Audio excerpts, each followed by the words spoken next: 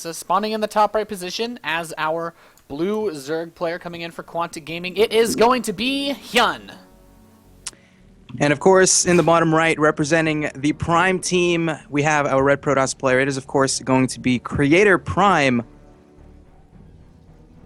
And PvZ on this map, I mean, we've seen so many games played on Daybreak in basically all the matchups. This is one of the maps that is mostly accepted by many of the players. I would probably say 90% of pro players, maybe even a higher percentage, really like to go to this map as a starting map in any kind of a best-of series.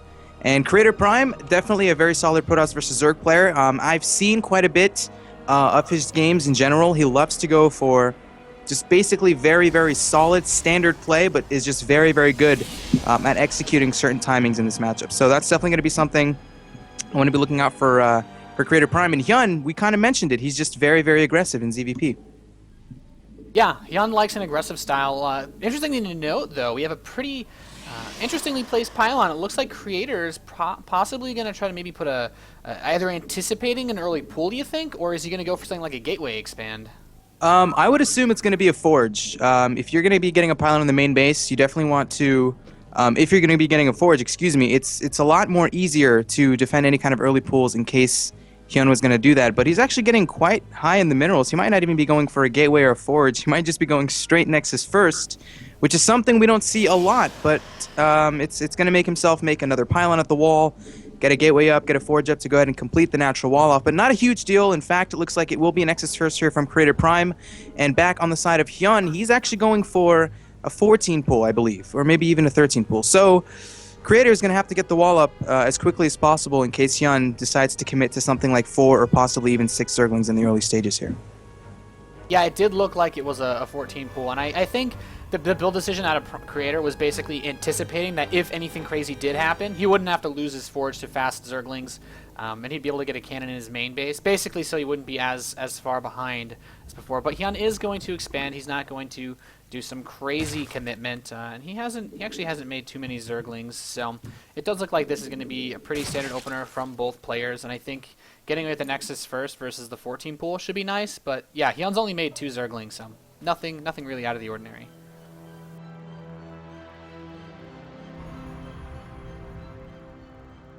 Photon cannon coming up. Yeah, I kind of like this choice.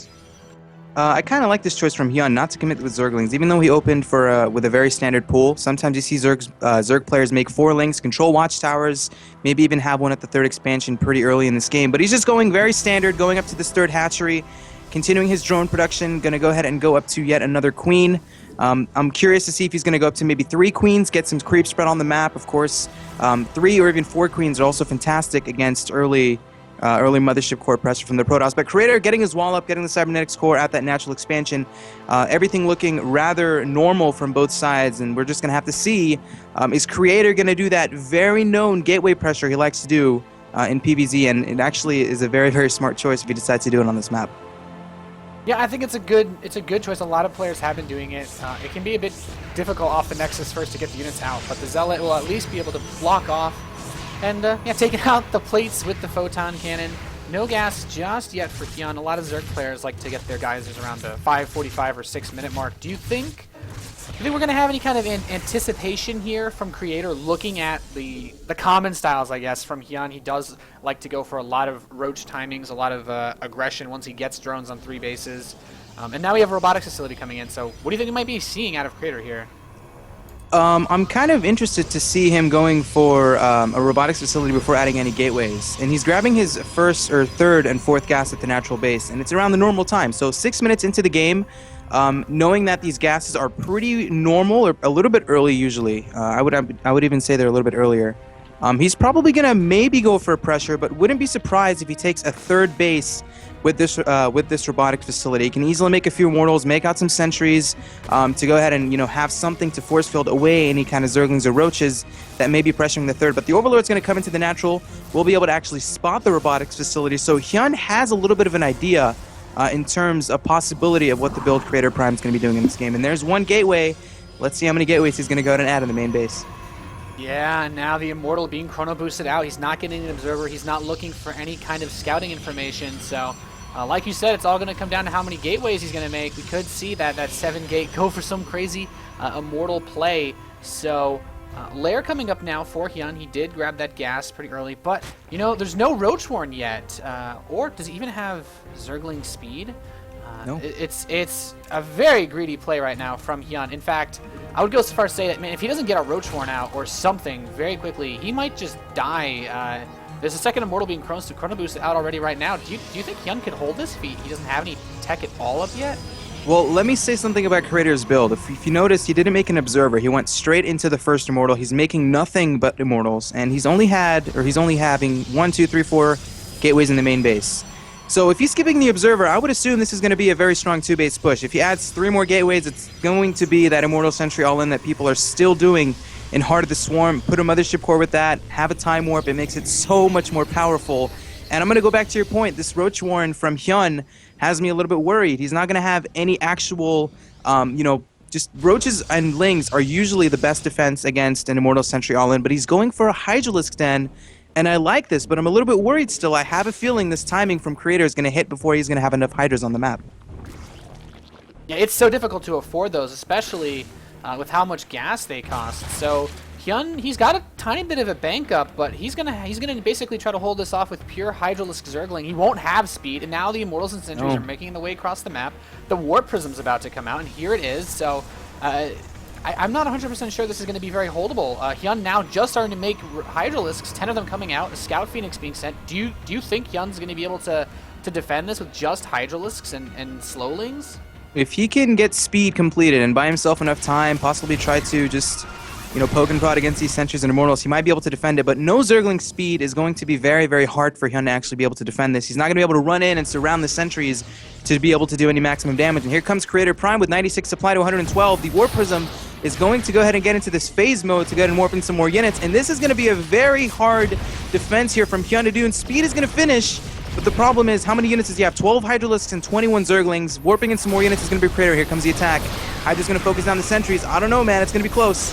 Yeah, he's throwing on the sports, but so many of these Hydralisks can't get any attacks off. He doesn't have the Hydralisk range upgrade yet, so he's taking a lot of punishment. The pull drone's already losing a ton here in this fight so far. The Guardian Shield activated as well. Very good versus the Hydralisks. One Immortal looks like it will fall, but there's still 2 of them with quite a bit of health left, one with a few shields. But now Force Fielding right west of the Zerglings, and Creator Prime's taking the supply lead here. This is not looking good for our Zerg player. You lose the 3rd base as a Zerg, you're going to be in a lot of trouble. 2-base Protoss against 2-base Zerg in general. I mean, Creator has a supply advantage. He has pretty good upgrades, +1 weapons. Probably might have been able to get +1 attack, or excuse me, +1 armor by the time this push came in. But HyuN, I have a feeling, I mean, the Zergling speed was just so delayed, and you even mentioned it, no Roachworn. You're going to have speed, and his Hydras were out in time, but the problem is speed didn't really scout the attack, and here comes drones off the mineral line. Hydras are going to do some damage. Creator Prime is actually controlling this very nicely, pulling back the Sentries. Guardian Shield is up, but HyuN losing so many workers, 38 up to like 50 workers lost, and this is going to be a solid win here for Creator Prime in game number 1. Yeah, the Hydralisk's got a nice arc there at that fight. He's taken out a lot of Creator's supply, but he's lost all the drones, the natural in the process. He's only mining in the main base now. He has the macro hatchery, but he can't really afford to make use of it, and he's going to lose this natural expansion, most likely, being able to force the Hydralisks into the main base. So I feel like HyuN's done a lot of damage to this, but with the additional reinforcements coming out for Creator and the lack of 2-base economy, HyuN is just not going to have enough steam to really plow through this. I mean, HyuN, he has 1 base. It's going to be ridiculously hard for him to do anything. I mean, what can you do? Like, make a Spire and go Mutalisks? You cannot do that. Creator can easily just take a 3rd behind this. He can just play it safe. I guess play a little bit of a contained game. Consistently force field that ramp by the main base of HyuN. But, I mean, 53 supply in Athenius to 95 supply. HyuN, how many workers does he have? 20 drones to 45 probes. I honestly feel Creator can just, I guess, play a little bit with HyuN, maybe just go for a 3rd and go push it towards like a 20-minute game, or he can just go for the kill right here, right now. So Creator, I mean, he's going to win this game. It's just a matter of when he's going to go ahead and do that. Yeah, now forcing his way up the ramp into the natural. Oh man, Hydralisk has such a good arc promise, but I gotta say, there's just not enough of them to deal with this push, trying to focus down the Immortal, but there's so much else other than those Immortal. And there's the GG, game number 1, gonna go to Creator. Well done by Creator, man. Taking it back, bringing the roots of Wings of Liberty with the Immortal Sentry all in. Didn't even bother making a Mothership core.